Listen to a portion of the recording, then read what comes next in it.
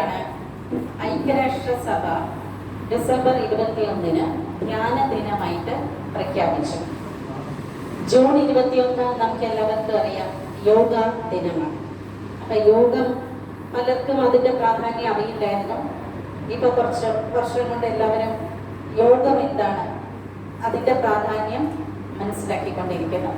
അപ്പോഴാണ് ധ്യാനം എന്നൊരു വിഷയത്തിന് പ്രാധാന്യം നൽകിക്കൊണ്ട് ഐക്യരാഷ്ട്രസഭ ഡിസംബർ 21 ധ്യാന ദിനമായിട്ട് പ്രഖ്യാപിച്ചു. അപ്പൊ ഇന്ന് നമ്മുടെ വിഷയവും ധ്യാനമാണ്. ധ്യാനം എന്തിനു ചെയ്യണം? ധ്യാനം ചെയ്താൽ എന്താണ് നേട്ടങ്ങൾ? സ്ട്രെസ് മാനേജ്മെന്റും മെഡിറ്റേഷൻ. ഈ സ്ട്രെസ് എന്ന വാക്ക് നമുക്ക് എല്ലാവർക്കും വളരെ സാധാരണമായിരിക്കുകയാണ്. സ്ട്രെസ് എന്ന് പറഞ്ഞാൽ എന്താ? ടെൻഷൻ. അപ്പൊ ഇത് എന്തുകൊണ്ടാണ് സാധാരണമാണ് എന്ന് പറയാൻ കാരണം നമ്മുടെ ജീവിതത്തിന്റെ ഭാഗമായി. ഇപ്പോൾ എങ്ങനെ ജീവിതത്തിന്റെ ഭാഗമായി നമ്മൾ ഈ വാക്ക് എപ്പോഴും ഉപയോഗിക്കുന്നുണ്ട്. ചെറിയ ചെറിയ കാര്യങ്ങൾക്ക് നമ്മൾ സ്ട്രെസ് വരുന്നു, ടെൻഷൻ ആകുന്നു എന്നൊക്കെ നമ്മൾ പറയാറുണ്ട്. ചെറിയ കുട്ടികളാണെങ്കിലും പറയും എനിക്ക് ടെൻഷൻ ആകുന്നു. സ്കൂളിൽ പോയിട്ട് വരുമ്പോൾ പറയും ഇന്ന് എനിക്ക് ടെൻഷൻ ആയിരുന്നു. അപ്പൊ ഇത് ഉപയോഗിച്ച് സ്ട്രെസ് എന്ന് പറഞ്ഞ് ഇതിപ്പോ നമ്മുടെ ജീവിതത്തിന്റെ ഭാഗമായി. പക്ഷെ എന്താണ് ഈ സ്ട്രെസ് എന്നുള്ളത് നമ്മൾ ഇതുവരെയ്ക്കും മനസ്സിലാക്കാൻ ശ്രമിച്ചിട്ടില്ല. എന്തുകൊണ്ടത് മനസ്സിലാക്കില്ല? എന്തുകൊണ്ട് നമ്മളത് സാധാരണമാക്കി? നമ്മൾ ചിന്തിക്കുന്നത് സ്ട്രെസ് എന്ന് പറഞ്ഞാൽ നോർമലാണ്, ഇതെല്ലാവർക്കും ഉണ്ടാകുന്നതാണ് എന്നാണ് നമ്മൾ വിചാരിച്ചിരിക്കുന്നത്. ഇപ്പൊ നമ്മൾ പെട്ടെന്ന് ഒരു സ്ഥലത്തേക്ക് എത്താനായിട്ട് റോഡിലൂടെ പോകുമായിരുന്നു, വണ്ടി എടുത്ത് പോകുമായിരുന്നു, ഓഫീസിലെത്തണം, പെട്ടെന്ന് ട്രാഫിക് ബ്ലോക്കിൽ പെട്ടുപോയി. സ്വാഭാവികമാണ് നമുക്ക് എന്തുണ്ടാകും? സ്ട്രെസ് വരും. ശരിക്കും നമ്മൾ സ്ട്രെസ് ആയതുകൊണ്ട് നമുക്ക് ട്രാഫിക് ബ്ലോക്കിൽ നിന്ന് പുറത്തു വരാൻ പറ്റുമോ? വരാൻ പറ്റില്ല. അത് നമുക്ക് അറിയുകയും ചെയ്യാം. എന്നാലും നമ്മുടെ മനസ്സ് ആ സമയത്ത് നെഗറ്റീവ് ചിന്തിക്കുന്നു, നമുക്ക് സ്ട്രെസ് വരുന്നു. എനിക്ക് സമയത്ത് എത്താൻ പറ്റുമുണ്ടോ, അങ്ങനെ ചിന്തകൾ വരാൻ തുടങ്ങും. അപ്പൊ നമ്മൾ പറയുന്നത് ഇത് നോർമലാണ് എന്നാ പറയുന്നത്. പക്ഷേ സ്ട്രെസ് എന്ന് പറയുന്നത് നോർമൽ അല്ല. നമ്മൾ ആദ്യം അത് മനസ്സിലാക്കണം. നമ്മളതിനെ നോർമൽ ആക്കുമ്പോൾ അത് എത്രമാത്രം നമുക്ക് നഷ്ടം വരുത്തുന്നു എന്നുള്ളത് നമ്മൾ അറിയുന്നില്ല. നമ്മുടെ ജീവിതത്തിൽ നമുക്ക് നഷ്ടങ്ങൾ വരുന്നുണ്ട്, നമുക്ക് ആരോഗ്യം ഒരുപാട് നഷ്ടം വരുന്നുണ്ട്. അങ്ങനെ പല പല നഷ്ടങ്ങളാണ് സ്ട്രെസ്സിലൂടെ ഉണ്ടാകുന്നത്. ഒരു വ്യക്തി മരുഭൂമിയിൽ നിന്നാൽ എങ്ങനെയായിരിക്കും? ചുറ്റിനും നോക്കി ഒന്നും കാണാൻ പറ്റില്ല. അതേ അവസ്ഥയാണ് ടെൻഷൻ ഉണ്ടാകുമ്പം, സ്ട്രെസ് വരുമ്പം ഒരു വ്യക്തിക്ക് ഉണ്ടാകുന്നത്. മരുഭൂമിയിലെ അവസ്ഥ പോലെയാണ്. അപ്പൊ ആ ഒരു അവസ്ഥ എന്ന് പറഞ്ഞാൽ എന്ത് ചെയ്യണം, എന്ത് ചിന്തിക്കണം, എന്ത് തീരുമാനിക്കണം, എല്ലാ പ്രതീക്ഷകളും നഷ്ടപ്പെടുന്ന ഒരവസ്ഥയാണ്. അപ്പൊ അതിൽ നിന്ന് നമുക്ക് ഒരുപാട് നഷ്ടങ്ങളാണ്, ഹെൽത്തിനും ദോഷമാണ് അതിലൂടെ ഉണ്ടാകുന്നത്. അപ്പൊ സത്യത്തിൽ നമ്മൾ സ്ട്രെസ്സിനെ മാനേജ് ചെയ്യാണോ വേണ്ടത്? അത് രണ്ട് വാക്കുകൾ ഇവിടെ നമുക്ക് ഇപ്പൊ മനസ്സിലാക്കാം. സ്ട്രെസ് മാനേജ്മെന്റ് എന്ന വാക്കും പറയും, സ്ട്രെസ് ഫ്രീ ലിവിങ് എന്ന വാക്ക് പറയാറുണ്ട്. അപ്പൊ ഏതാ നമുക്ക് വേണ്ടത് യഥാർത്ഥത്തിൽ? സ്ട്രെസ് മാനേജ്മെന്റ് ആണോ അതോ സ്ട്രെസ് ഫ്രീ ലിവിങ് ആണോ? ടെൻഷനേ ഇല്ലാത്ത ജീവിതം, ടെൻഷനെ മാനേജ് ചെയ്യാം അല്ലെ? നമുക്കിപ്പോൾ മാനേജ് ചെയ്യാനുള്ള കാര്യങ്ങൾ നമ്മൾ എടുക്കുകയാണെങ്കിൽ എന്തിനൊക്കെയാണ് നമ്മൾ മാനേജ് ചെയ്യാം? നമുക്ക് എന്തൊക്കെയാണ് വിലപ്പെട്ടതായിട്ട് തോന്നുന്നത്, വാല്യുബിൾ ആയിട്ടുള്ളത്? ഇപ്പൊ സമയം നമുക്ക് വിലപ്പെട്ടതാണ്, നമ്മളതിനെ മാനേജ് ചെയ്യുന്നുണ്ട്. നമ്മുടെ ബിസിനസ് നമുക്ക് വിലപ്പെട്ടതാണ്, നമ്മുടെ ഫാമിലി നമുക്ക് വിലപ്പെട്ടതാണ് അല്ലെ? നമ്മുടെ ജോലി നമുക്ക് വിലപ്പെട്ടതാണ്. അതിനെയൊക്കെ നമുക്ക് ഈസി ആയിട്ട് മാനേജ് ചെയ്യാൻ പറ്റാറുണ്ട്. അതുപോലെ തന്നെ സ്ട്രെസ്സും നമുക്ക് ഇമ്പോർട്ടൻ്റ് ആണ്, സ്ട്രെസ്സും വാല്യുബിൾ ആണ്. അപ്പൊ അതിനെ നമുക്ക് മാനേജ് ചെയ്യാൻ സാധിക്കണം. ശരി, സ്ട്രെസ് വന്നു, അതിനെ മാനേജ് ചെയ്തു. അപ്പൊ ഒരു സ്ട്രെസ് കഴിഞ്ഞു, പിന്നെ അടുത്ത സ്ട്രെസ് വരും. ഒരു വിഷയം കഴിയുമ്പോൾ പിന്നെ അടുത്ത വിഷയം വരും. അതെങ്ങനെയെങ്കിലും നമ്മൾ തരണം ചെയ്യുമ്പോഴായിരിക്കും പിന്നെ അടുത്ത വിഷയം വരുന്നതല്ലേ? അപ്പൊ ഇങ്ങനെ നമ്മൾ മുന്നോട്ട് പോയാല് അപ്പൊ നമുക്ക് ഇതിൽ നിന്ന് മോചനം വേണ്ടി.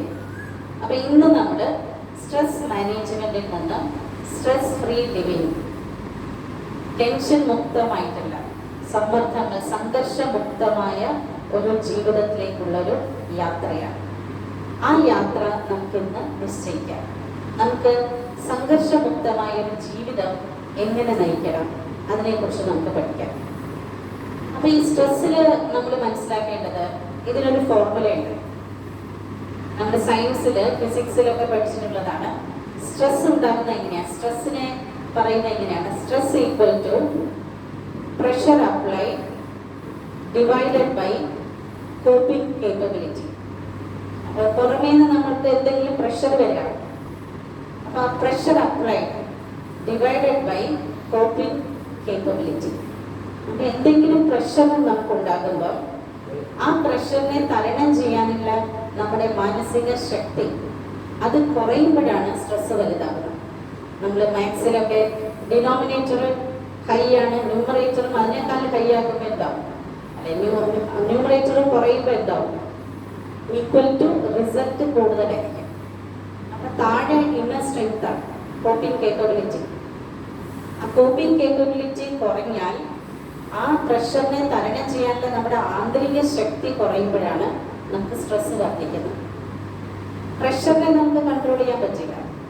പ്രഷർ 4 ഭാഗത്തുനിന്നും വരും. ഇപ്പം നമ്മൾ പ്രതീക്ഷിച്ചോ ട്രാഫിക് ബ്ലോക്ക് ഉണ്ടാകുന്നു, നമ്മൾ പ്രതീക്ഷിച്ചോ, നമ്മൾ സമയത്ത് എത്തണമെന്ന് പറഞ്ഞിട്ട് ഓടി വരികയായിരുന്നു, ട്രാഫിക് ബ്ലോക്ക് വന്നു. അപ്പൊ പ്രഷറാണ്.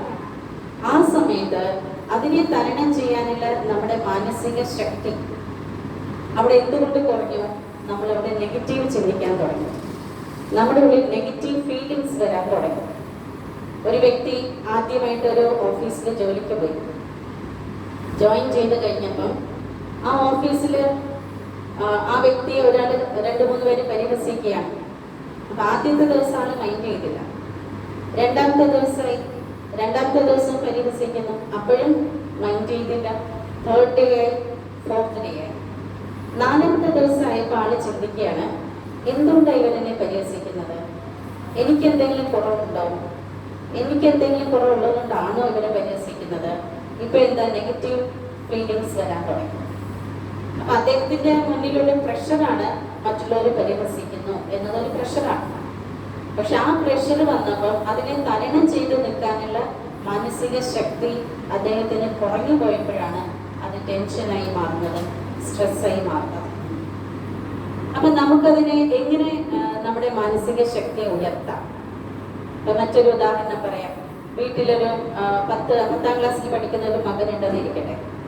സന്ധ്യയായപ്പം അമ്മയോട് പറഞ്ഞു, ഞാനിപ്പം ഒന്ന് കൂട്ടുകാരൻ്റെ വീട് വരെ പോയിട്ട് വരാം. അങ്ങനെ കൂട്ടുകാരൻ്റെ വീട്ടിൽ പോയി സൈക്കിളുമായിട്ട് കൂട്ടുകാരൻ്റെ വീട്ടിലേക്ക് പോയിരിക്കുകയാണ്. സമയം വൈകുന്നേരം ഒരു 6 മണിയായപ്പോഴാണ് പോയത്. 8 മണിയായി, ഇതുവരെയ്ക്കും തിരിച്ചു വന്നിട്ടില്ല. മണി 9ആയി, 9:30 10 മണിയാകാൻ പോകുന്നു. മനസ്സിൽ എങ്ങനത്തെ ചിന്ത വരും? പോസിറ്റീവ് ചിന്തിക്കോ നെഗറ്റീവ് ചിന്തിക്കോ? നെഗറ്റീവ് ചിന്തകളായിരിക്കും വരുന്നത്. അപ്പൊ നമ്മൾ എന്തൊക്കെ ചിന്തിച്ചു കൂട്ടുമല്ലോ, എന്ത് പറ്റിയ കുട്ടിക്ക്, റോഡ് സൈഡിലെ വീട്, വല്ല ആക്സിഡന്റും സംഭവിച്ചോ, ആരെങ്കിലും പിടിച്ചോണ്ട് പോയോ, ആവശ്യമില്ലാത്തൊക്കെ മനസ്സിൽ ചിന്തകളായിട്ട് വന്നുകൊണ്ടിരിക്കും. അപ്പൊ ഒരു 11 മണിയായപ്പോഴാണ് കുട്ടി പെട്ടെന്ന് സൈക്കിളുമായിട്ട് വരുന്നത്. അപ്പൊ ഈ പ്രഷർ കുക്കറിലൊക്കെ നമ്മൾ കണ്ടിട്ടില്ലേ, പ്രഷർ കൂടി കഴിയുമ്പോൾ എന്താ സംഭവിക്കുന്നത്? അത് ചീറ്റും. അപ്പൊ ഇത്രയും നെഗറ്റീവ് ചിന്തകൾ, നെഗറ്റീവ് ഇമോഷൻസും നെഗറ്റീവ് ഫീലിങ്സും മനസ്സിൽ വരുമ്പോൾ അത് പ്രഷറായിട്ട് പുറത്തേക്ക് വരും. അപ്പൊ ആ കുട്ടി സന്തോഷത്തോടെ കയറി വരുമ്പോൾ പിന്നെ അവിടെ എന്തായിരിക്കും പ്രതികരണം? എങ്ങനെയായിരിക്കും? പൊട്ടനെ പൊട്ടിത്തെറിയായിരിക്കും. അപ്പൊ എന്തുകൊണ്ട് നീ ലേറ്റായി? അല്ലെ, അതൊക്കെയാണ് അവിടെ സംഭാഷണമായത്. അപ്പൊ നീ എവിടെയായിരുന്നു? അപ്പൊ ഈ കുട്ടി പോയപ്പോ അമ്മയുടെ ഈ രൂപം കണ്ടില്ല. അപ്പം സൈലൻസ്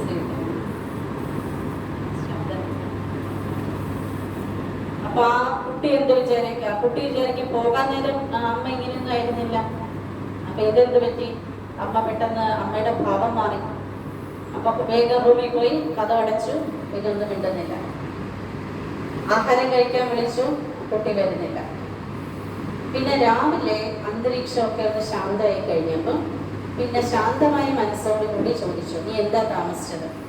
അപ്പോഴാ പറയുന്നത്, അവിടെ കൂട്ടുകാരൻ്റെ വീട്ടിൽ പോയപ്പം ക്രിക്കറ്റ് മാച്ച് നടന്നുകൊണ്ടിരിക്കുകയായിരുന്നു. അപ്പൊ അവിടെ കുട്ടിയുടെ കൂടെ ഇരുന്ന് ഫ്രണ്ടിന്റെ കൂടെ കണ്ടുകൊണ്ടിരുന്നു, സമയം പോയത് അറിഞ്ഞില്ല. അപ്പൊ ഇത്രയേ ഉണ്ടായിരുന്നുള്ളൂ കാര്യം. പക്ഷെ എന്തുകൊണ്ടാണ് ഇത്രയും അന്തരീക്ഷം മാറിപ്പോയത്? നമ്മുടെ നെഗറ്റീവ് ഫീലിങ്സ് നമ്മുടെ ഉള്ളിൽ പ്രഷർ കൊണ്ടുവന്നു, പ്രഷർ അതിനെ സ്ട്രെസ്സാക്കി മാറ്റി. അപ്പം നമ്മുടെ മനസ്സിൽ വന്ന സ്ട്രെസ്സ് വീട്ടിലെ സ്ട്രെസ്സായി, ഫാമിലി സ്ട്രെസ്സായി, അത് റിലേഷൻഷിപ്പിലും സ്ട്രെസ് ഉണ്ടാക്കുക. അപ്പം തുടക്കം എവിടെ നിന്നാണ്? നമ്മുടെ മനസ്സിൽ നിന്നാണ് തുടക്കം പറയുന്നത്. അപ്പം സാഹചര്യങ്ങൾ എന്തൊക്കെയാണെങ്കിലും മനസ്സിനെ മാനേജ് ചെയ്യാനുള്ള ഒരു മെത്തേഡ് നമ്മൾ എല്ലാവരും പഠിച്ചിരിക്കണം. അവിടെയാണ് മെഡിറ്റേഷന് ഇമ്പോർട്ടൻസ് വരുന്നത്. ഭഗവത്ഗീതയിലാണെങ്കിലും തുടങ്ങുന്നത് തന്നെ നോക്കി, അർജുന വിഷാദ യോഗത്തിലൂടെയാണ് ഗീത ആരംഭിക്കുന്നത്. അപ്പൊ അർജുനനും വിഷാദം ഉണ്ടായി എന്നുള്ളതാണ്. അർജുനന് സ്ട്രെസ് വന്നു. ഇന്ന് പലരും അതിനെ ആ വിഷാദത്തെ വിഷാദ രോഗം എന്നാണ് പറയുന്നത്. ശരിക്കും വിഷാദ രോഗമല്ല, വിഷാദ യോഗമാണ്. പല പല സ്ട്രെസ് ഉണ്ടാകുന്ന വിഷയങ്ങളുമായിട്ട് നമ്മൾ യോഗത്തിലാണ്. യോഗം എന്ന് പറഞ്ഞാൽ അതിൻ്റെ അർത്ഥം നമ്മളിപ്പോൾ ഇവിടെ ഒരു യോഗം കൂടുകയാണ്. അപ്പൊ യോഗം എന്ന് പറഞ്ഞാൽ കൂടിച്ചേരില്ല. അപ്പൊ മനസ്സുകൊണ്ട് നമ്മൾ പല വിഷയങ്ങളുമായിട്ട് ബന്ധപ്പെട്ട് നിൽക്കുന്നവരാണ്, കണക്ട് ചെയ്യുന്നവരാണ്. ചിലപ്പോൾ ആ വിഷയം ഭൂതകാലത്തിൽ നടന്നതായിരിക്കും, കഴിഞ്ഞു പോയ കാര്യങ്ങളായിരിക്കും. അത് ഓർക്കുമ്പോൾ നമ്മുടെ മനസ്സിന് പ്രഷർ വരും. കഴിഞ്ഞു പോയ കാര്യങ്ങൾ അല്ലെങ്കിൽ വരാൻ പോകുന്ന കാര്യങ്ങളായിരിക്കാം, ഭാവിയെക്കുറിച്ചുള്ള ചിന്തയായിരിക്കും, നമ്മളെക്കുറിച്ചായിരിക്കും, നമ്മുടെ മക്കളെക്കുറിച്ചായിരിക്കും. കുട്ടിക്ക് നല്ല മാർക്ക് കിട്ടിയില്ല, റിസൾട്ട് വന്നു, 10th സ്റ്റാൻഡേർഡിൽ നല്ല മാർക്ക് കിട്ടിയില്ല, 12th സ്റ്റാൻഡേർഡിൽ നല്ല മാർക്ക് കിട്ടിയില്ല. അപ്പോൾ ഉടനെ നമ്മൾ എന്താ ചിന്തിക്കുന്നത്? ആ കുട്ടിയുടെ ഭാവിയെക്കുറിച്ച് എന്താ ചിന്തിക്കുന്നത്? നീ നല്ല കോളേജിലൊക്കെ കിട്ടുമോ അഡ്മിഷൻ? നമ്മൾ പ്രതീക്ഷിക്കുന്ന സബ്ജക്റ്റ് കിട്ടുമോ? ഇന്ന് നെഗറ്റീവ് തോട്ട്സ്, ഉത്കണ്ഠ.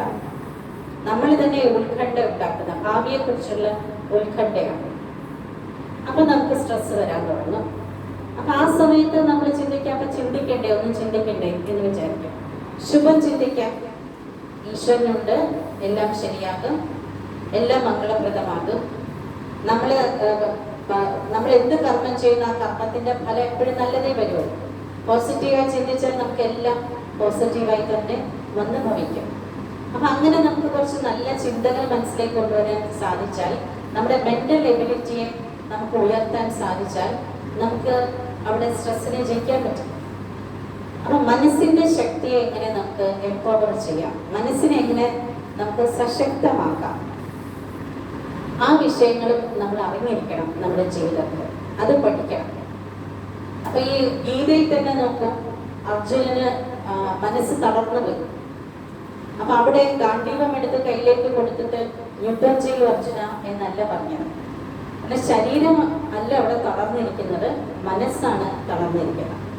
അപ്പൊ മനസ്സിനെ ജയിക്കാൻ വേണ്ടി, മനസ്സിന്റെ ശക്തികൾ ആർജിക്കാൻ വേണ്ടി അവിടെ രാജയോഗം അഭ്യസിക്കൂ എന്നാണ് ഉപദേശിക്കുന്നത്. യോഗം എന്ന് പറഞ്ഞാൽ ധ്യാനമാണ്, മെഡിറ്റേഷനാണ്. രാജയോഗം എന്ന് പറഞ്ഞാൽ മെഡിറ്റേഷനാണ്. അപ്പൊ മെഡിറ്റേഷൻ അഭ്യസിക്കും, മനസ്സിനെ ഏകാഗ്രമാക്കുക അർജുന. അതൊക്കെയാണ് അവിടെ ഉപദേശിക്കുന്നത്. അപ്പൊ ആദ്യമേ തുടങ്ങുമ്പം വിഷാദ യോഗത്തിലൂടെയാണ് തുടങ്ങുന്നത്. ഡിപ്രഷൻ, ഉത്കണ്ഠ, ഭയം, എന്തൊക്കെയാണ് അവിടെ കാണിക്കുന്നത്? ഇതെല്ലാം നമ്മുടെ കഥയാണ്. നമുക്കിതൊക്കെ സംഭവിക്കും. നെഗറ്റീവ് ചിന്ത വന്നു കഴിഞ്ഞാൽ പറയാൻ പറ്റില്ല എന്തൊക്കെയാ വരുന്നതെന്നുള്ളത്. ഭയം തോന്നും ചില സമയത്ത്.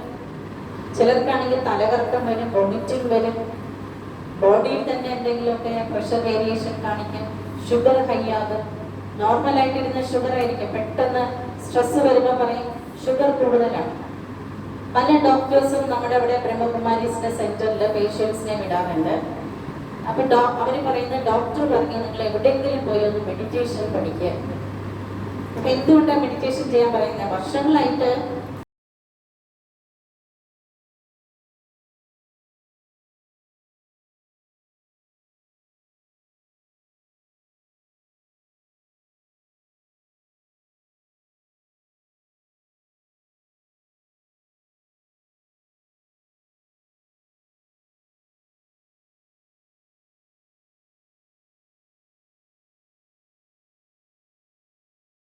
സ്റ്റാർട്ട് ചെയ്യും. കുറച്ച് ദിവസം മെഡിറ്റേഷൻ ഒക്കെ ചെയ്തതിന് ശേഷം പിന്നെ ഡോക്ടറുടെ അടുത്ത് പോയി പിന്നെ മരുന്ന് സ്റ്റാർട്ട് ചെയ്തു.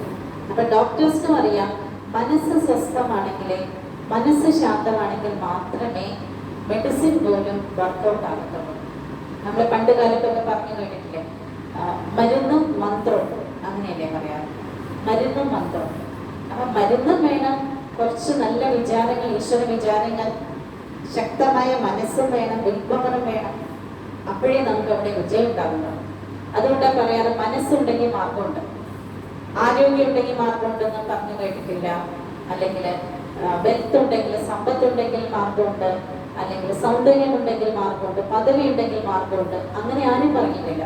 മനസ്സുണ്ടെങ്കിൽ മാർഗമുണ്ട്. അപ്പൊ ആ വിഷാദ യോഗത്തിൽ നിന്ന് അവസാന ചാപ്റ്ററിൽ ചെന്നെത്തുന്നത് നഷ്ടോമോഹ. അതൊരു വളരെ എംപവേർഡ് മൈൻഡിന്റെ ഒരു ലക്ഷണമാണ് നഷ്ടോമോഹ സ്റ്റേജ് എന്ന് പറയുന്നത്. അവസാന ചാപ്റ്ററും അവിടെ വരെ എത്തിച്ചേരുകയാണ്. അപ്പൊ മനസ്സിന് എത്രമാത്രം ശക്തി ആർജിക്കുകയാണ് അവിടെ. രാജയോഗ വിദ്യയിലൂടെ മനസ്സിന് ശക്തി ആർജിച്ചു എന്നുള്ളതാണ്. അപ്പൊ നമ്മൾ ഈ മെന്റൽ സ്ട്രെങ്തിനെ ഡെവലപ്പ് ചെയ്യാൻ വേണ്ടിയിട്ട് മെഡിറ്റേഷൻ എന്താണെന്നൊന്ന് പഠിക്കാം നമുക്ക്. മെഡിറ്റേഷൻ എന്ന വാക്ക് മെട്രി എന്ന വാക്കിൽ നിന്നും ഉണ്ടായതാണ്. അപ്പൊ നമ്മള് പലപ്പോഴും നമ്മുടെ ശരീരത്തിൽ തന്നെ എന്തെങ്കിലും മുറിവ് വന്നു. അപ്പൊ ഈ മുറിവ് വരുമ്പം ആ മുറിവ് കരിയാനായിട്ട് പെട്ടെന്ന് നമ്മളൊരു തുണി എടുത്ത് കെട്ടും, അല്ലെങ്കിൽ ബാൻഡേഡ് ഉണ്ടെങ്കിൽ അത് വയ്ക്കും. നമ്മളൊന്നും ചെയ്തില്ല എന്നിരിക്കട്ടെ, ഈ കയ്യിലുള്ള മുറിവ് പിന്നെ എവിടെയെങ്കിലും തട്ടും, പിന്നെയും ആഴത്തിന് മുറിവ് വരും, പിന്നെ അത് എവിടെയെങ്കിലും തട്ടും, പിന്നെ ആഴമുള്ള മുറിവ് വരും. അങ്ങനെ പല പ്രാവശ്യം ആകുമ്പോൾ എന്താ, അത് വളരെ ആഴമുള്ള മുറിവായി തീരും. പിന്നെ അത് കരിയാൻ പ്രയാസമാണ്. നമ്മുടെ മനസ്സിനുള്ളിലും പലപ്പോഴും പല മുറിവുകൾ നമുക്ക് സംഭവിക്കുന്നുണ്ട്. ചിലപ്പോൾ എന്തെങ്കിലും നമ്മൾ പ്രതീക്ഷിച്ചതുപോലെ നടന്നില്ല, അപ്പോൾ ഒരു ദുഃഖം വരും, നിരാശ വരും. ചിലപ്പോൾ ആരെങ്കിലും നമ്മളോട് വളരെ മോശമായി പെരുമാറി നമുക്ക് ദുഃഖം തന്നു, വേദനിപ്പിച്ചു, അത് മനസ്സിൽ കിടക്കുന്നുണ്ട്, മുറിവായി കിടക്കുന്നുണ്ട്. അപ്പൊ മുറിവിന്റെ മേൽ മുറിവ് വന്നു കഴിയുമ്പോൾ മനസ്സിൽ ആഴമുള്ള മുറിവായി തീരും. അപ്പൊ ഈ മനസ്സിന്റെ മുറിവിനെ കരിയിക്കാനുള്ള ഒരു ഓയിൻമെന്റ് ഒന്നും മെഡിക്കൽ ഫീൽഡ് കണ്ടുപിടിച്ചിട്ടില്ല. ശരിക്കും പറഞ്ഞാൽ മനസ്സിന് മരുന്നല്ല വേണ്ടത്, ശരീരത്തിന് മരുന്ന് വേണം. കാരണം നമ്മളിത് രണ്ടും കൂടി ചേർന്നതാണ്. അപ്പൊ ഈ മനസ്സുമായി ബന്ധപ്പെട്ടിട്ടുള്ള വിഷയങ്ങൾ, കോൺഷ്യസുമായിട്ട് ബന്ധപ്പെട്ടിട്ടുള്ള വിഷയമാണ് സ്പിരിച്വാലിറ്റി, ആത്മീയത. അപ്പം മനസ്സിന് വേണ്ടത് ശരിക്കും ആത്മീയതയാണ്, ധ്യാനമാണ്, കൗൺസിലിംഗ് അല്ലെ, കൗൺസിലിംഗ് എന്നൊക്കെ പോകുന്ന ആളുകൾ അല്ലേ. മെഡിറ്റേഷൻ ഒരു നല്ല കൗൺസിലിംഗ് ആണ്. നമുക്ക് എവിടെയും പോകണ്ട. ഇന്ന് പലരും കൗൺസിലിംഗിന്റെ കാര്യം പറയുമ്പോഴും പറയും അവിടെയൊക്കെ എത്ര ഫീസാണ് വാങ്ങിക്കുന്നത് കൗൺസിലിംഗിനൊക്കെ. പിന്നെ പറയും പോകാൻ സമയമില്ല. ആരാ നല്ല കൗൺസിലർ, ആരെ നമുക്ക് കിട്ടും, അത് വിശ്വസ്തനായ ഒരാളെ കണ്ടുപിടിക്കണം, എന്ത് പ്രയാസമാണ്. ഇവിടെ നമ്മൾ തന്നെ നമ്മുടെ ഹീലറായി മാറുകയാണ്. നമുക്ക് നമ്മളെ തന്നെ ഹീൽ ചെയ്യാം ഡെയിലി ത്രൂ മെഡിറ്റേഷൻ. അപ്പൊ മെഡിറ്റേഷൻ എന്ന കല നമ്മൾ പഠിക്കട്ടെ. ഇതൊരു കലയാണ്, ജീവിതം ജീവിക്കാനുള്ള കലയാണ് ധ്യാനം എന്ന് പറയുന്നത്. അപ്പൊ അവിടെ നമ്മൾ മനസ്സിന്റെ മുറിവുകളെ കരിയിക്കുകയാണ്, ഹീൽ ചെയ്യണം. ഡെയിലി നമ്മൾ മെഡിറ്റേഷൻ ചെയ്യുമ്പോൾ നമുക്ക് എന്തെങ്കിലും അന്നത്തെ ദിവസം എന്തെങ്കിലും തളർച്ച മനസ്സിന് സംഭവിച്ചിട്ടുണ്ടെങ്കിൽ അത് മാറി നമ്മളെ റീഫ്രഷ് ചെയ്യാം. അപ്പൊ കുറച്ച് നമ്മുടെ ചിന്തകളെ ഈ ഭൗതികമായ വിഷയത്തിൽ നിന്ന് ഒന്ന് ഡൈവേർട്ട് ചെയ്യാം. നമ്മുടെ ഉള്ളിലൊരു ലോകമുണ്ട്, ആ ലോകത്തിലേക്ക് നമ്മുടെ മനസ്സിനെ ഒന്ന് യാത്ര ചെയ്യിപ്പിക്കുകയാണ് ധ്യാനത്തിലൂടെ. ഈ മനസ്സെന്ന് പറഞ്ഞാൽ അവാച്യമായ ശക്തിയാണ് മനസ്സിനുള്ളത്.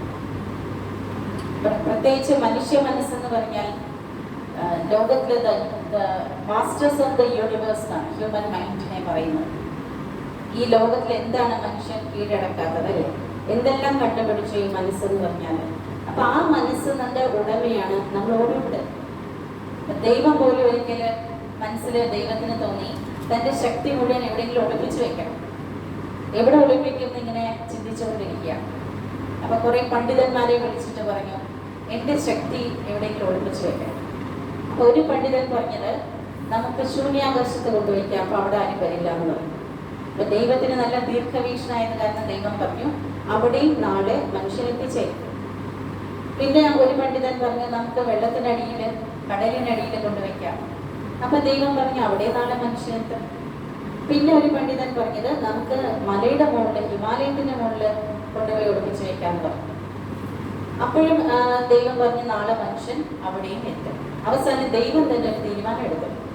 ഞാൻ പറയാം, എൻ്റെ മുഴുവൻ ശക്തിയും ഭൂമിയിൽ ജീവിക്കുന്ന മനുഷ്യരുടെ മനസ്സിനുള്ളിൽ ഒളിപ്പിച്ചു വെക്കാം എന്ന് പറഞ്ഞു. അങ്ങനെ ഈശ്വരന്റെ അത്രയും ശക്തിയാണ് മനുഷ്യ മനസ്സിന് ലഭിച്ചിട്ടുള്ളത് എന്നാണ്. അത്രത്തോളം ശക്തി നമുക്കുണ്ട്. അപ്പൊ ആ ശക്തിയെ നമ്മൾ തിരിച്ചറിയുന്നത് ധ്യാനത്തിലൂടെയാണ്. അവിടെ ധ്യാനത്തിനെ ഇങ്ങനെയും പറയും, സെൽഫ് റിയലൈസേഷൻ. നമ്മളെ തിരിച്ചറിയുകയാണ്, മനസ്സിന്റെ ശക്തികളെ തിരിച്ചറിയുകയാണ്. നമ്മളെ വിശകലനം ചെയ്യുക. ഞാൻ ആരാണ്, എന്താണെന്നുള്ളത് നമ്മൾ ശരിക്കും നമ്മളെ തൊട്ടറിയുന്നത് ധ്യാനത്തിൽ കൂടിയാണ്. അപ്പൊ ഇവിടെ നമ്മുടെ ജീവിത യാത്രയിൽ പല അപ്സ് ആൻഡ് ഡൗൺസ് ഉണ്ടാകും. കടലിലെ അലകൾ പോലെയാണ് നമ്മുടെ ജീവിതം. നമുക്ക് കയറ്റവും ഇറക്കവും വന്നുകൊണ്ടേയിരിക്കും. അപ്പൊ ഈ വരുന്ന പരിതസ്ഥിതികൾ അല്ലെങ്കിൽ ഈ പ്രഷർ എപ്പോഴും നമുക്ക് പോസിറ്റീവാണോ നെഗറ്റീവാണോ? സ്ട്രെസ് എന്ന് പറഞ്ഞാൽ പോസിറ്റീവാണോ നെഗറ്റീവാണോ? അപ്പൊ നമ്മൾ സ്ട്രെസ്സിനെ കുറിച്ച് പറയുമ്പോൾ അതൊരു നല്ല മെസ്സഞ്ചറാണ് എന്ന് കൂടി പറയാം. നല്ല മെസ്സഞ്ചറാണ്. നമ്മുടെ മെസ്സേജസ് ഒക്കെ ഇപ്പോൾ വാട്സാപ്പിലൊക്കെ നല്ല മെസ്സേജസ് ഒക്കെ വായിക്കാറുണ്ട്. നല്ല മെസ്സേജ് കണ്ടാൽ നമ്മൾ എന്താ ചെയ്യാറ്? അത് ഒരു 10 പേർക്കൂടെ നമ്മൾ അയച്ചു കൊടുക്കും. അവരും കൂടെ അത് വായിക്കട്ടെ, അവർക്ക് പ്രയോജനം ഉണ്ടാകട്ടെ. അപ്പൊ നമുക്കുണ്ടാകുന്ന സ്ട്രെസ് നമുക്ക് നല്ലൊരു മെസ്സഞ്ചറാണ്. അപ്പൊ അതെങ്ങനെ ഒരു നല്ല മെസ്സഞ്ചറായി മാറുന്നത്? സ്ട്രെസ് നമ്മളോട് പറയുന്ന മെസ്സേജ് ഇതാണ്, that you have to change. നിങ്ങൾക്ക് മാറാൻ സമയമായി. നമുക്ക് എന്തെങ്കിലും രോഗലക്ഷണം വന്നാൽ, ലക്ഷണം കാണിച്ചു കഴിഞ്ഞാൽ നമ്മൾ ഉടനെ എന്ത് ചെയ്യും? ഈ ഡോക്ടറുടെ അടുത്ത് പോകണം. നമുക്ക് തോന്നില്ലേ, എനിക്ക് ഈ അസുഖമുണ്ട്, മരുന്ന് കഴിക്കണം, അല്ലെങ്കിൽ ഡോക്ടറിൻ്റെ അടുത്ത് പോകണം. ലക്ഷണമേ കാണിച്ചില്ലെങ്കിൽ എന്ത് ചെയ്യും? നമ്മൾ അറിയ പോലും ഇല്ല. ചില സമയത്ത് ചില അസുഖമൊക്കെ അങ്ങനെ ക്രിട്ടിക്കൽ സ്റ്റേജിൽ എത്തിക്കഴിയുമ്പോഴായിരിക്കും രോഗമുണ്ടെന്ന് അറിയുന്നത്. പിന്നെ ഒന്നും ചെയ്യാൻ പറ്റില്ല. അപ്പൊ നമുക്ക് സ്ട്രെസ് വരുമ്പോൾ നമുക്ക് എന്ത് മെസ്സേജ് തരുന്നു? നിങ്ങൾക്ക് മാറാൻ സമയമായി. You have to change. ചേഞ്ചാണ് ഉടനെ. എന്ത് ചേഞ്ചാണ്? Negative to positive. നമ്മുടെ മനസ്സിനെ, നമ്മുടെ ഇമോഷൻസിനെയും ചിന്തകളെയും നമ്മുടെ വീക്ഷണഗതിയെയും എല്ലാം നെഗറ്റീവിൽ നിന്നും പോസിറ്റീവിലേക്ക് മാറ്റിക്കൊള്ളൂ എന്ന സൂചന തരികയാണ്. അപ്പം നമ്മൾ താങ്ക്സ് പറയണ്ടേ നമുക്ക് സ്ട്രെസ്സിനോട്? അത് വന്നാലല്ലേ എനിക്ക് എന്നെ അറിയാൻ പറ്റത്തുള്ളൂ, എന്നെ മാറ്റണം എന്നുള്ളത് എനിക്ക് മനസ്സിലാക്കാൻ പറ്റത്തുള്ളൂ. അപ്പം എപ്പോഴും സ്ട്രെസ് പോസിറ്റീവ് തന്നെയാണ്. സ്ട്രെസ് ഒരിക്കലും നെഗറ്റീവ് അല്ല. ഒരു 3 സഹോദരങ്ങളുണ്ടായിരുന്നു, വളരെ പാവപ്പെട്ടതാണ്. അപ്പം അതിൽ ഇളയ സഹോദരന് 3 മക്കളുണ്ട്. അപ്പം ഈ ഇളയ സഹോദരനാണെങ്കിൽ വളരെ പാവപ്പെട്ടതാണ്, വരുമാനമൊക്കെ വളരെ കുറവാണ്. 3 ആൺമക്കളുണ്ട്. അപ്പം അതിൽ മൂത്ത കുട്ടിയാണെങ്കിൽ എപ്പോഴും അച്ഛനെ കുറ്റം പറഞ്ഞുകൊണ്ടിരിക്കും. അച്ഛൻ എന്തിനാണ് ഞങ്ങൾക്ക് ജന്മം തന്നത്? ഞങ്ങളെ പഠിപ്പിക്കാൻ അച്ഛന് കഴിവില്ല, ഞങ്ങൾക്ക് വേണ്ടൊന്നും ആഹാരമൊന്നും വാങ്ങിത്തരാനുള്ള കഴിവൊന്നുമില്ല, പിന്നെ എന്തിന് ജന്മം നൽകി? എപ്പോഴും കുറ്റം പറിച്ചത് തന്നെയായിരിക്കും. രണ്ടാമത്തെ മകൻ എപ്പോഴും ഒരു അപകർഷതാ ബോധത്തിലാണ് ജീവിക്കുന്നത്. അച്ഛൻ നോക്കിയാൽ ഞങ്ങൾക്ക് നല്ല കളിപ്പാട്ടമൊന്നും വാങ്ങി തന്നില്ല, നല്ല ഷൂസ് വാങ്ങി തന്നില്ല, നല്ല സ്കൂളിലൊന്നും ചേർത്തില്ല. ആളുകളുടെ മുന്നിൽ പോകാനൊക്കെ വളരെ ഒരു ഇൻഫീരിയോറിറ്റി കോംപ്ലക്സ് ഉണ്ട്. അങ്ങനെയാണ് ജീവിക്കുന്നത്. മൂന്നാമത്തെ കുട്ടി നന്നായിട്ട് പഠിച്ചു. അച്ഛന് വരുമാനമില്ല, അച്ഛൻ പാവപ്പെട്ടതാണ്. അപ്പം ഞാൻ നന്നായി പഠിച്ച് നല്ല ജോലി വാങ്ങി ഞാൻ കുടുംബത്തെ പോറ്റു. അങ്ങനെ പഠിച്ച് ഡോക്ടറായപ്പോൾ ഒരു അവാർഡ് കൊടുക്കുകയാണ് അദ്ദേഹത്തിന്. അവാർഡ് ഫംഗ്ഷൻ നടക്കുക. അവാർഡ് ഫംഗ്ഷനിൽ അദ്ദേഹം വേദിയിൽ എല്ലാവരുടെ മുന്നിൽ വെച്ച് അദ്ദേഹത്തിൻ്റെ ജീവിതാനുഭവം പറഞ്ഞ് എങ്ങനെയാണ്, ഞാൻ ഈ നിലയിൽ എത്താൻ കാരണം എൻ്റെ അച്ഛനാണ്. അച്ഛൻ്റെ ദാരിദ്ര്യമാണ് എന്നെ ഈ നിലയിൽ എത്തിച്ചത്. അച്ഛന് ഇത്രയും കഷ്ടപ്പാടില്ലായിരുന്നെങ്കിൽ ഒരുപക്ഷെ ഞാൻ ഇത്ര നന്നായിട്ട് പഠിക്കില്ലായിരുന്നു. അപ്പം കുട്ടിക്കാലത്ത് എല്ലാവരും കളിച്ച് നടക്കുന്ന സമയത്ത്, കസിൻസൊക്കെ ഹോളിഡേയ്സിലൊക്കെ പല സ്ഥലത്തും പോകുന്ന സമയത്ത് ഈ കുട്ടി മാറി നിന്ന് നന്നായി പഠിക്കുകയും പ്രൊഫഷണൽ കോഴ്സുകളൊക്കെ ചൂസ് ചെയ്തു. അങ്ങനെ പഠിച്ച് മുന്നേറാൻ തുടങ്ങി. അപ്പം ആ കുട്ടിക്ക് നോക്കി ഒരേ സാഹചര്യം 3 പേർക്ക് ഒരുപോലെയായിരുന്നു. പക്ഷേ ഈ കുട്ടി ആ സാഹചര്യത്തെ പോസിറ്റീവായിട്ട് എടുത്തു. അപ്പം എല്ലാം നമ്മുടെ കയ്യിലായിരിക്കും. നമ്മുടെ മെൻ്റൽ പവർ പോലെ ഇരിക്കും, നമ്മുടെ വിൽ പവർ പോലെ ഇരിക്കും. അപ്പം മനസ്സിനെ ഡോക്ടേഴ്സ് തന്നെ പറയുന്നത് ഇത് പല ചിന്തകളുടെ ഒരു കൂമ്പാരമാണ്. നമുക്ക് പോലും അറിയില്ല എന്തൊക്കെയാണ് നമ്മുടെ മനസ്സ് ചിന്തിച്ചുകൊണ്ടിരിക്കുന്നത്. അപ്പൊ ഈ കോൺഷ്യസ്നെസ്സിനെ തന്നെയാണ് സൈക്കാട്രി എന്നും പറയുന്നത്. സൈക്കാട്രി ഒരു ഫീൽഡാണ് അല്ലെ, സയൻസിലൊരു സബ്ജക്റ്റാണ് സൈക്കോളജി എന്ന് പറയുന്നത്. ടോട്ടലി മനസ്സിനെ സ്റ്റഡി ചെയ്യുന്ന ഒരു സയൻസാണ്. അപ്പൊ ഈ സൈക്കാട്രി അനുസരിച്ച് മനസ്സിനെ കുറിച്ച് പറയുന്നത്, ഒരു ദിവസം സാധാരണ ഒരു മനസ്സാണെങ്കിൽ ഏകദേശം 60,000 ചിന്തകൾ അവരുടെ മനസ്സിനുള്ളിൽ വരുന്നുണ്ടെന്നാണ്. നമ്മൾ അറിഞ്ഞിട്ടുണ്ടോ നമ്മുടെ മനസ്സിന് ഇത്രയും ചിന്തകൾ വരുന്നുണ്ടെന്നുള്ളത്? നമ്മൾ അറിഞ്ഞിട്ടില്ല. ഇപ്പൊ ഇവിടെ തന്നെ ഇരിക്കുന്നു, എല്ലാവരും ഇത് കേട്ടുകൊണ്ടിരിക്കുകയാണ്. പക്ഷെ നമ്മൾ അറിയാതെ മനസ്സ് പോകും, പല സ്ഥലത്തേക്ക് പോകും, പല വിഷയങ്ങൾ കയറി വരും ഇടയ്ക്കൊക്കെ. അങ്ങനെ മനസ്സിൽ പല പല ചിന്തകളാണ്. അപ്പൊ ഈ ചിന്തകൾ തന്നെ പല തരത്തിലാണ്. അതിൽ ചിലതൊക്കെ ശുഭചിന്തകളാണ്, പോസിറ്റീവ് തോട്ട്സ്. ചിലതൊക്കെ അശുഭ വിചാരങ്ങളാണ്, നെഗറ്റീവ് തോട്ട്സ് ആണ്. ചില സമയങ്ങളിലൊക്കെ ആവശ്യമുള്ള ചിന്തകളായിരിക്കും വരുന്നത്, നെസസറി തോട്ട്സ്. ചില സമയങ്ങളിലെല്ലാം അനാവശ്യമായ ചിന്തകളായിരിക്കും, വ്യർത്ഥ ചിന്തകൾ. പിന്നെ ചില ചിന്തകളുണ്ട്, അതിനെ ടോക്സിക് തോട്ട്സ് എന്ന് പറയാറില്ല. ടോക്സിക് എന്ന് പറഞ്ഞാൽ വിഷാംശം കലരുന്ന ചിന്തകളാണ്. ഒരാളോട് നമുക്ക് പകയാണ്, ഉള്ളിൽ ഇങ്ങനെ പക, വെറുപ്പ്, കാണുമ്പോഴൊക്കെ വെറുപ്പ് വരികയാണ്. ഈ വെറുപ്പിന്റെ ഫീലിങ്സ് വന്നുകൊണ്ടിരുന്നാൽ നമ്മുടെ ശരീരത്തിൽ തന്നെ അത് വിഷം സൃഷ്ടിക്കുന്നുണ്ടെന്നാണ്, പോയിസൺ സൃഷ്ടിക്കുന്നുണ്ട്. പല അസുഖങ്ങളുണ്ടാവും കൂടുതൽ വെറുപ്പും വിദ്വേഷവും പകയും ഒക്കെ മനസ്സിൽ സൂക്ഷിക്കുന്നവർക്ക്. കഴിഞ്ഞു പോയ കാര്യങ്ങളെ കുറിച്ച് ചിന്തിച്ചുകൊണ്ടിരുന്ന 80% നമ്മുടെ മനസ്സ് കഴിഞ്ഞു പോയതിനെ കുറിച്ചാണ് ഓർക്കുന്നത്. 10% നമ്മൾ ഭാവിയെ കുറിച്ചായിരിക്കും ചിന്തിക്കുന്നത്. വെറും 10% നമ്മൾ വർത്തമാനത്തിൽ നിൽക്കുന്നത്. മെഡിറ്റേഷൻ നമ്മളോട് പറയുന്നത് 100% മനസ്സിനെ വർത്തമാനത്തിൽ കൊണ്ടുവരണം. നമ്മൾ ഭൂതകാലത്തിൽ നടന്നതിനെ പറയുന്നത് എങ്ങനെയാണ്? Past is a cancelled cheque. Cancelled ചെക്കിനെ യൂസ് ചെയ്യാൻ പറ്റുമോ നമുക്ക്? പിന്നെ അത് ക്യാൻസൽഡ് ചെക്കാണ്. പ്രസന്റിനെ എന്തായിട്ട് കാണണം? പ്രസന്റേഷൻ ഓഫ് ഗോഡ്, ദൈവത്തിൻ്റെ ഒരു സമ്മാനമാണ് വർത്തമാനം. വർത്തമാനം നമ്മുടെ നല്ലതാണെങ്കിൽ നമ്മുടെ ഫ്യൂച്ചർ ബ്രൈറ്റ് ആയിരിക്കും, ഉറപ്പായിട്ടും. കാരണം ഈ വർത്തമാനത്തിൻ്റെ കണ്ടിന്യൂഷനാണ് നമ്മുടെ ഭാവി എന്ന് പറയുന്നത്. അപ്പം മനസ്സിനെ നമുക്ക് വർത്തമാനത്തിൽ കൊണ്ടുവരാൻ പഠിക്കും, വർത്തമാനത്തിൽ നിർത്താം, ഏകാഗ്രമാക്കി വയ്ക്കാം, കോൺസെൻട്രേറ്റഡ് മൈൻഡ് ഉണ്ടാക്കാം. അപ്പം എന്തിനു നമുക്ക് കോൺസെൻട്രേറ്റ് ചെയ്യാം? ശുഭചിന്തകളിൽ ഏകാഗ്രമായിട്ടിരിക്കാൻ, എപ്പോഴും ശുഭം ചിന്തിക്കാം, പോസിറ്റീവായിട്ട് ചിന്തിക്കാം. പല പഴയ കാര്യങ്ങൾ നമ്മുടെ മനസ്സിൽ അങ്ങനെ മുറിവേൽപ്പിച്ചിട്ടുണ്ടാവും. ആ മുറിവേൽപ്പിച്ച കാര്യങ്ങൾ നമുക്ക് ടെൻഷൻ തന്നുകൊണ്ടിരിക്കും. അപ്പം അതിനെ നമുക്ക് മെഡിറ്റേഷനിലൂടെ ഫീൽ ചെയ്തെടുക്കാം. അപ്പം സെൽഫ് റിയലൈസേഷനാണ് മെഡിറ്റേഷൻ. നമ്മൾ തിരിച്ചറിയുക. അപ്പം നമ്മളെ തിരിച്ചറിയുക എന്ന് പറഞ്ഞാൽ, ഇപ്പം ഇവിടെ വന്നപ്പോൾ തന്നെ നിങ്ങളുടെ പേരും അഡ്രസ്സും ഫോൺ നമ്പറും ഇതൊക്കെ കളക്ട് ചെയ്ത് എഴുതി വാങ്ങാം. എന്നിരുന്നാലും ഇതൊന്നും നമ്മുടെ പെർമനന്റ് അഡ്രസ് അല്ല, ഇതെന്റെ പെർമനന്റ് ഐഡന്റിറ്റി അല്ല. അപ്പൊ നമുക്ക് പേര്, ജനിച്ചപ്പോൾ പേരില്ലായിരുന്നല്ലോ, അച്ഛനും അമ്മയ്ക്ക് വിളിക്കാൻ ഒരു പേര് ആവശ്യമാണ്, അതുകൊണ്ടാണ് അവർ പേരിട്ടത്. സത്യത്തിൽ ഞാൻ ഈ പേരുമല്ല, അപ്പൊ ഞാൻ ഇതിനും അപ്പുറത്താണ്. നമ്മൾ ആരെങ്കിലും ഓർക്കുമ്പം അവരുടെ പേര് ആദ്യം ഓർക്കുന്നത് അല്ലേ? അവരുടെ പേരോർക്കും, അവരുടെ രൂപം ഓർമ്മിക്കും. ദൈവം നമ്മളെ ഓർക്കുകയാണെങ്കിലോ, ദൈവം എന്തായിരിക്കും ഓർക്കുന്നത്? നമ്മുടെ പേരും നമ്മുടെ രൂപവും നമ്മുടെ മുഖവും ഇതൊക്കെയാണ് ദൈവം ഓർക്കുന്നത്? അല്ല. ദൈവത്തിൻ്റെ അടുത്ത് ഇരുന്നപ്പോൾ നമുക്കൊരു രൂപം ഉണ്ടായിരുന്നു, നമുക്കൊരു പേരുണ്ടായിരുന്നു, അല്ലെ? നമുക്കൊരു വ്യക്തിത്വം ഉണ്ടായിരുന്നു അവിടെ. ആ വ്യക്തിത്വമാണ് ദൈവത്തിൻ്റെ മനസ്സിലുള്ളത്. അതാണ് എൻ്റെ ട്രൂ ഐഡന്റിറ്റി എന്ന് പറയുന്നത്. അപ്പൊ എൻ്റെ ട്രൂ ഐഡന്റിറ്റിയെ ഞാൻ റിയലൈസ് ചെയ്യണം, ആദ്യം തിരിച്ചറിയണം. ധ്യാനം തുടങ്ങുന്നത് അവിടെ നിന്നാണ്. നമ്മളുമായിട്ടുള്ള നല്ലൊരു റിലേഷൻഷിപ്പാണ് മെഡിറ്റേഷൻ. സെൽഫുമായിട്ടുള്ള റിലേഷൻഷിപ്പാണ്.